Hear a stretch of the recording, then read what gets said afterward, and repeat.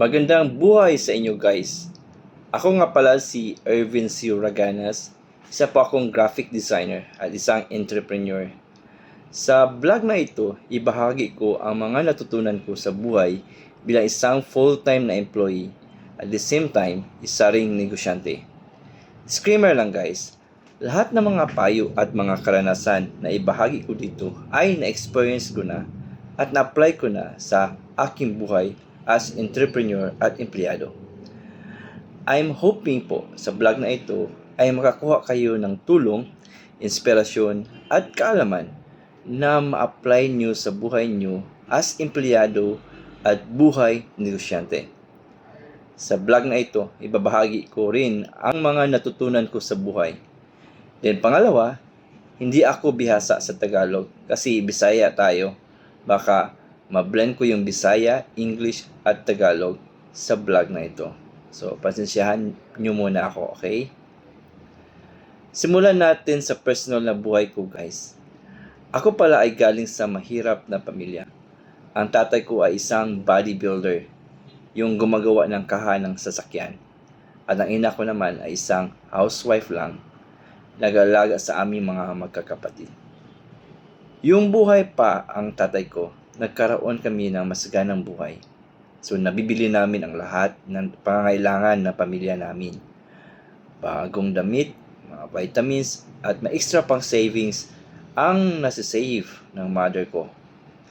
Matiga at masipag ang father ko. May mataas siyang pangarap sa aming mga magkakapatid at sa pamilya namin. So, gusto niyang makapag-aral kami sa pinakamagaling na universidad, mamuhay sa magandang lugar o syudad, at magkaroon ng negosyo or shop at bahay para sa amin pamilya.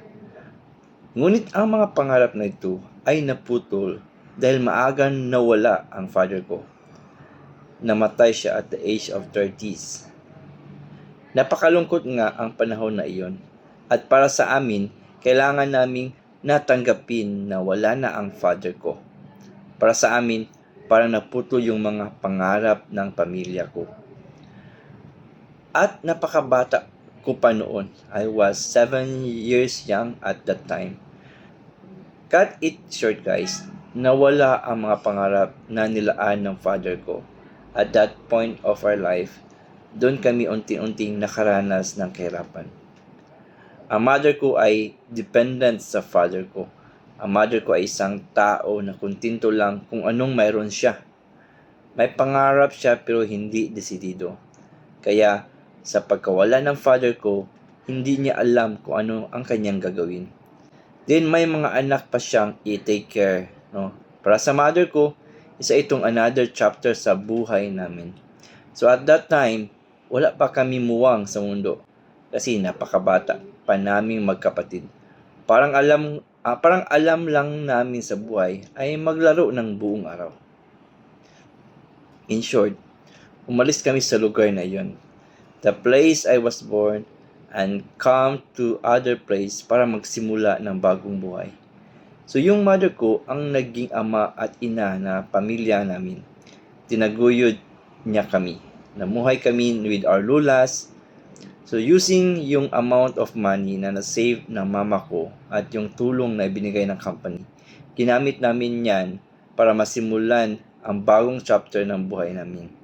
So bumili ng maliit na bahay ang mama ko at nag-start ng maliit na negosyo. Ang negosyo na yun ay nagbibenta ng saging na igigrill mo sa charcoal. Ang tawag namin dito sa Bisaya is ginanggang na saging. So, sa murang edad, ako yung palaging kasama ng mama ko sa paninda. So, lumipas ang araw at buwan, nakakuha ang mother ko ng isang space sa loob ng palengke.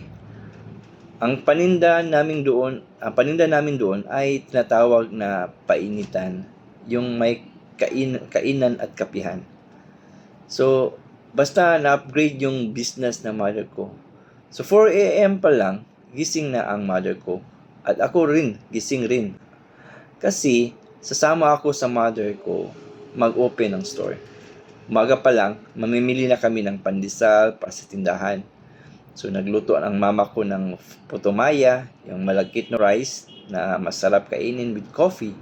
Sa murang edad, kasama ako ni mama sa pagtitinda. After 1 year, hindi naging successful ang business ventures ng mother ko.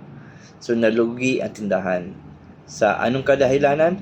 Una, hindi na manage ng gusto ang finance ng tindahan.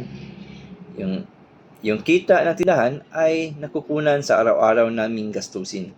Pangalawa, hindi sapat ang entrepreneurial skills ng mother ko para magpatakbo ng negosyo. Pangatlo, hindi gaano kalaki ang pangarap ng mother ko na magpalaki ng business ventures niya. Pang-apat, nawala ng lakas ng loob na ilaban ng mother ko ang business ventures niya. Okay, putulin ko muna ang kwento ng buhay ko at i-share ko sa inyo sa incoming vlogs pa natin, okay? So, ang buhay ay ups and down yan. So, minsan, makaranas ka ng masaganang buhay at sometimes, napakahirap na buhay. Ang buhay parang gulong yan. Para mapuntahan mo yung destinasyon mo, kailangang umikot ang gulong. So, it means, tanggapin natin na sa buhay natin, hindi palaging nasa taas ka lang. Makaranas ka rin ng nasa baba ka. Yan ang ikot ng buhay.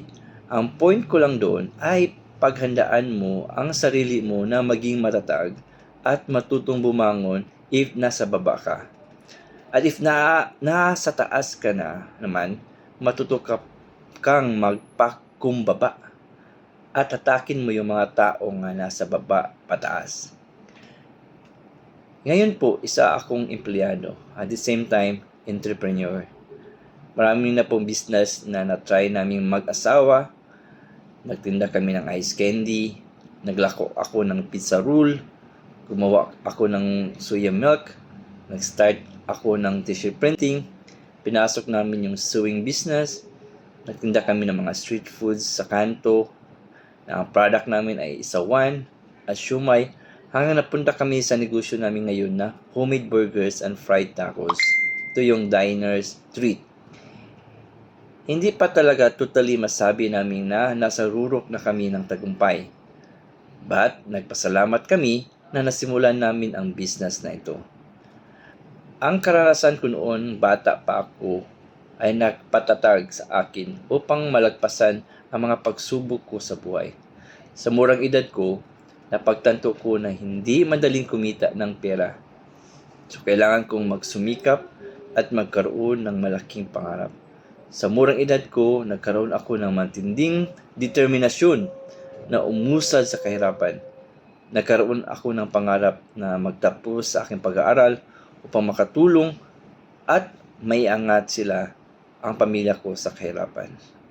So guys, sa pangalawa kong vlog, i-share ko naman sa inyo yung mga pinagdaanan ko as entrepreneur at negosyante para hindi niyo na ma-experience or mayroon na kayong paraan paano pagpatuloy ang nasimulan ninyong negosyo. So, at least ako dito makatulong sa inyo sa paglago ng negosyo nyo.